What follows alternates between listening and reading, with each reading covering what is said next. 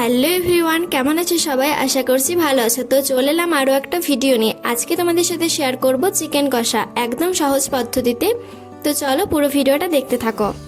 তো প্রথমে কড়াইয়ে তেল দিয়ে দিলাম তেজপাতা আর দিয়েছি লবঙ্গ, তারপরে দিয়ে দিলাম পেঁয়াজ কুচি। আচ্ছা, তোমরা কারা কারা চিকেন খেতে ভালোবাসো অবশ্যই কিন্তু কমেন্টে জানিও।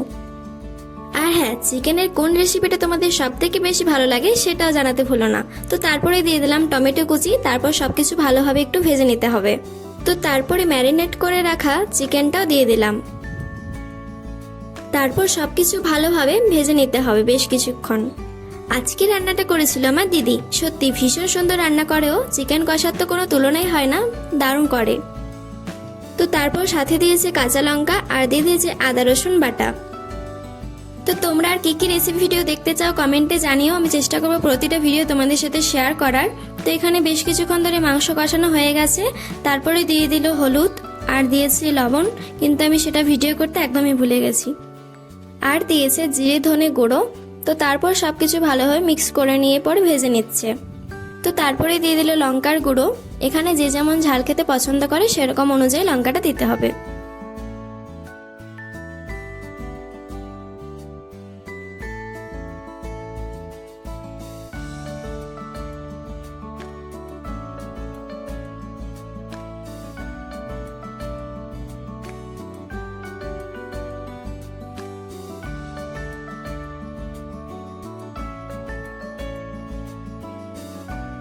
তো বেশ কিছুক্ষণ কষানোর পর এখানে দিয়ে দিল ভাজা মশলা। এটা বাড়িতেই তৈরি করা হয়েছে। তোমরা যদি এই রেসিপি দেখতে চাও অবশ্যই কমেন্টে জানিও, আমি নেক্সট ভিডিও তোমাদের সাথে শেয়ার করে দেব।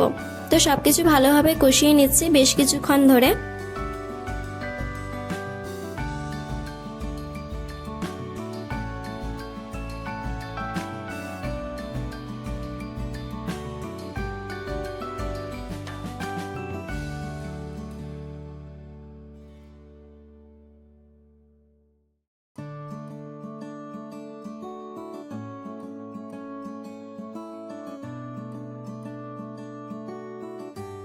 তো তোমরা ভিডিওতে তো দেখলেই কতক্ষণ ধরে কষানো হলো, দেখো কত সুন্দর কালার হয়েছে, আর সত্যি ভীষণ সুন্দর গন্ধ বেরোচ্ছিল।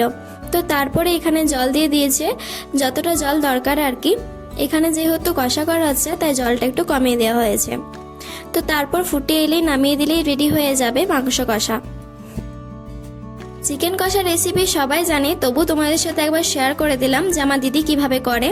এবার নেক্সট আমি একবার করব, তখনও তোমাদের সাথে একবার শেয়ার করে দেব। তো আজকের ভিডিওটা এতটাই, যদি ভালো লেগে থাকে অবশ্যই চ্যানেলটি সাবস্ক্রাইব করে দিও। আর সবাই খুব ভালো থেকো, টাটা।